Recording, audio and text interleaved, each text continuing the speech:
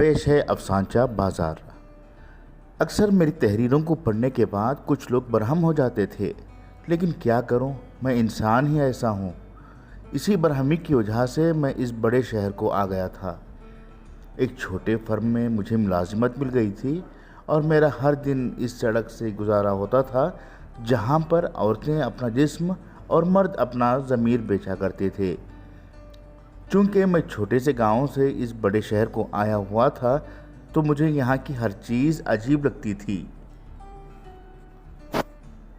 ایک دن میں اسی گلی سے گزر رہا تھا کہ مجھے ہر دن سے الگ خوشبو محسوس ہوئی۔ یہ خوشبو کلیوں کی نہیں بلکہ عود و لوبان کی تھی۔ ہر طرف خوشبو ہی خوشبو۔ لیکن یہ کیا؟ کچھ سفید پوش ان چھوٹے چھوٹے کمروں سے باہر کھڑے ہو کر دعائیں کر رہے تھے۔ ہر عورت کہہ رہی تھی، بابا برکت کے لیے دعائیں کریں۔ گاہک اب بالکل نہیں آ رہے ہیں اور نہ ہی پہلے جیسی نئی لڑکیاں اس بازار میں آ رہی ہیں۔ میں سوچ رہا تھا کہ کیا یہ دعا قبول ہوگی؟